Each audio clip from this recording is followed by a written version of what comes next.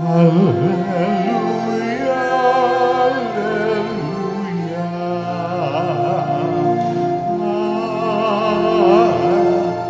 Alleluia, alleluia.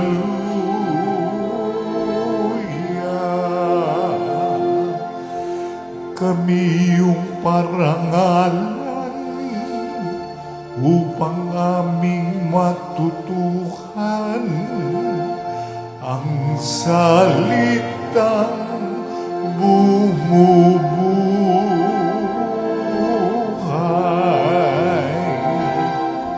Alleluia, alleluia.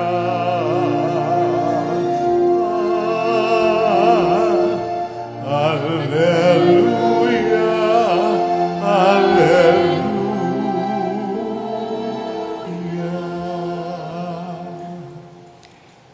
Sumainyo ang Panginoon. At sumaiyo rin. Ang mabuting balita ng Panginoon ayon kay San Mateo. Papuri sa iyo, Panginoon.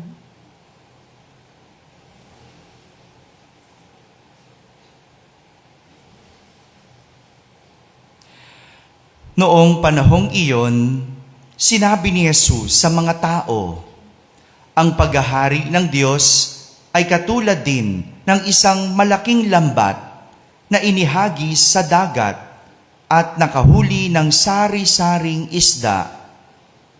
Nang mapuno, ay hinila ito sa pampang at naupo ang mga tao upang pagbukod-bukurin ang mga isda. Tinipon nila sa mga sisidlan ang mabubuti, ngunit itinapon ang mga walang kwenta. Gayon din ang mangyayari sa katapusan ng daigdig. Darating ang mga anghel at ihihiwalay ang mga makasalanan sa mga banal at iahagis ang mga makasalanan sa maningas na pugon. Dooy, mananangis sila at mangangalit ang kanilang ngipin. Nauunawaan na ba ninyo ang lahat ng ito? Tanong ni Jesus. Opo, sagot nila. At sinabi niya sa kanila, kaya nga, ang bawat eskriba na kumikilala sa paghahari ng Diyos ay tulad ng isang puno ng sambahayan na kumukuha ng mga bagay na bago at luma sa kaniyang taguan. Nang masabi na ni Jesus ang mga talinhagang ito, siya ay umalis doon. Mga kapatid, ang mabuting balita ng Panginoon. Pinupuri ka namin, Panginoong Jesucristo. Umupo ang lahat at makinig sa homilya. Magandang umaga po sa inyong lahat. Magandang umaga sa mga nasa barangay, mga nasa tahanan na nagsisimba via online at sa lahat na nasa abroad. Kasama kayo sa aming banal na pagdiriwang dito sa ating parokya. Muling nagpapakita ang ating mga pagbasa ng mga imahe para maunawaan natin ng malinaw at ng husto ang aral na nais ituro sa atin sa araw na ito. Mga imahe. Punta tayo sa ating unang pagbasa. Narinig natin kung paano inutusan at pinapunta ng Panginoon si Jeremias sa isang magpapalayok. Nakakita na ba kayo ng magpapalayok? Nakakita na ang lahat, hindi ba? No? Alam natin kung ano ang trabaho ng isang magpapalayok.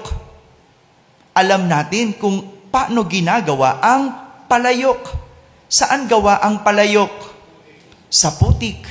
No? Napansin ni Jeremias kung paano ginagawa ang isang sisidlan.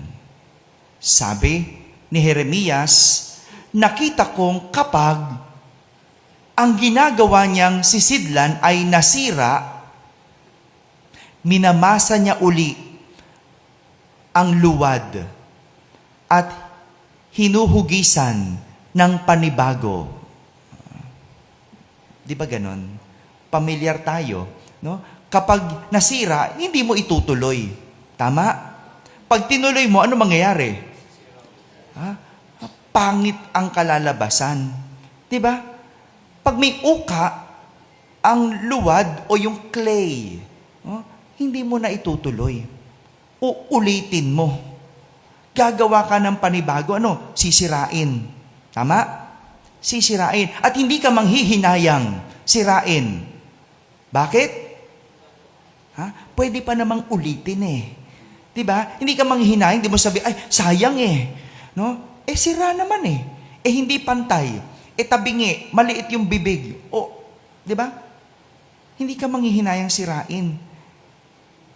Uulitin mo. Kesa ituloy mo, tapos, pag natuyo, pag naging palayok, diba, mas dun ka manghihinayang.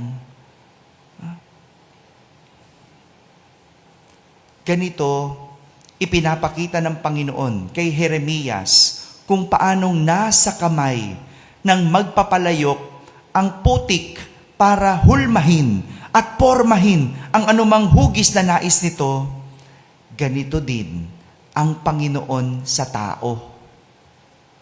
Nasa kamay ng Diyos kung paano niya huhulmahin, huhugisin, at ipoporma ang isang tao. Kaya nga, nasabi ng Panginoon, kayo ay nasa mga kamay ko, tulad ng luwad sa kamay ng magpapalayok. Tunay naman talaga na nasa kamay ng Diyos ang ating buhay. Naniniwala ba kayo doon?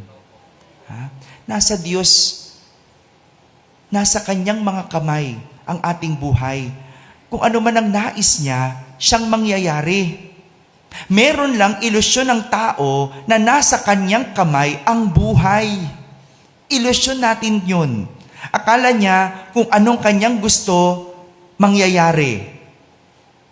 Nangyayari ba? Well, minsan nangyayari. Totoo naman, kung anong gusto mo mag-asawa. Mangyayari? Nangyayari. Diba? Gusto mong awayin ang asawa mo, nangyayari? Nangyayari. Ang gagaling nyo nga dyan di ba? Di ba? Gusto mo manira ng kapwa, nangyayari? Nangyayari. Gusto mo magsugal, gusto mo magchismis, gusto mo mag-inom, gusto mo magbisyo, nangyayari? Nangyayari. Nangyayari. No? Ilusyon natin yun Nasa ating kamay. Kaya nga, ang sabi ng iba, my life, my rules. Nasa kamay natin. Akala natin ang gusto niya o ang gusto natin siyang mangyayari. Ang hindi alam ng tao, hinahayaan lang tayo ng Diyos na gawin ang ating nais dahil sa pagmamahal. Dahil sa pagmamahal. Di ba ganun pagmahal mong tao? No? Binibigay mo ang kanyang gusto. Pinagbibigyan mo. Pinagpapasensyahan mo. Pero ang totoo, sa isang pitik, kaya ng Diyos sirain o buuin ang isang tao depende sa kanyang gusto. Kaya nga, may mga nangyayari sa atin na hindi natin ginusto o hindi natin ginawa, pero nangyari. May nangyari bang ganun sa inyo? Yung hindi mo naman ginusto, pero nangyari. Minsan, may mga pinipilit lang tayo na mangyari. Pero hindi nangyayari. Diba? Nangyayari yon dahil nga hindi o wala sa kamay ng tao ang buhay, kundi nasa Diyos. Nasa Diyos. Kaya nga ang gandang imahe ng pinapakita ng Panginoon. Yung imahe ng magpapalayok. Kung hahayaan lang natin na tayo ang maging luwad o clay. Pero kung ikaw ang kamay, hindi mo kayang gawing pormahin ng maganda ang isang luwad. Dahil tanging ang Diyos lang ang makakagawa ng isang magandang obra. Tanging Diyos lang ang makakagawa ng isang magandang obra. Kaya magpahulma, magpahugis sa Diyos. Samantala, ganito ang pinapakita rin ni Jesus sa ating ebanghelyo. Gaya na lang ng imahe ng isang lambat.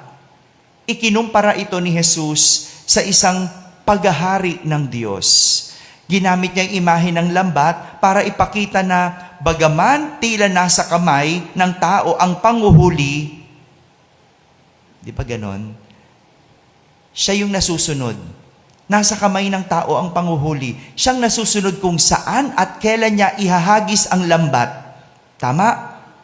Pero, wala sa kamay ng tao kung ano ang mahuhuli. Pag hinagis mo lambat, hindi mo alam kung may tsinelas dyan. No? Lalo na sa dagat ng Pilipinas. No? Hindi mo alam, baka may lata ng sardinas. Hindi mo alam kung ano-ano pa mahuhuli mo. Pag hinagis mo na, wala sa kamay mo. Wala sa kamay ng tao kung anong pwede niyang mahuli. Kung anong klase ng isda. Kung may mapapakinabangan o kung walang kwenta. Wala siyang kontrol sa kung ano ang mahuhuli. Pero matapos hilahin sa pampang ang lambat, may pagbubukod-bukod na mangyayari. Ihihiwalay ang mabubuti at ilalagay sa sisidlan. Samantala, ang mga walang kwenta, itatapon. Parang sa ating buhay, hindi ba? Madalas, hindi natin napipili ang ating iniisip, ang ating nararamdaman, at ang ating ginagawa. Napipili ba? Well, pwedeng piliin, pero madalas, hindi natin pinipili. Kaya nga, kapag nakakagawa ng mali, anong palusot natin? Hindi ko sinasadya. Hello? Totoo ba? Hindi mo sinasadya? Pinalo mo anak mo, Romel eh. Hindi mo sinasadya? May kasalanan daw ng atwiran na, di ba? Pero alam mo, hindi mo pwedeng sabihin, hindi mo sinasadya. Di ba? Naging makulit si Shadel eh. Tapos napikon ka, naubos pasensya mo, papaluin mo. Di ba? Tapos sasabihin mo, hindi ko sinasadya. Hindi ko alam na magkakaganon. Yan ang madalas palusot. Diba? Nawala ako sa sarili. Diba? Ano ngayon ang totoo? Nasa kamay natin o wala? Diba ang gulo? Diba ang gulo? Kung minsan sasabihin ng tao, my life, my rules. Nasa kamay ko ang mangyayari. Pero, kapag bulilyaso ang palusot, hindi ko sinasadya. Hindi ko alam. Bakit ganon? Hindi ko wala. Nawala ng dilim ang paningin ko. Ang kulit ng tao, no? Ang gulo. Kaya nga, ang ganda ng pinapakita sa atin ng mga imahe. Pumailalim ka sa Diyos at siyang bahalang huhugis at poporma sa iyo. Mga kapatid, magandang paalala sa atin ang pagbubukod na mangyayari sa katapusan. Habang hindi pa nangyayari at dumadating ang katapusan, iisipin at pipiliin na natin ang gagawin para hindi na magkasala at magkamali. Amen? Amen.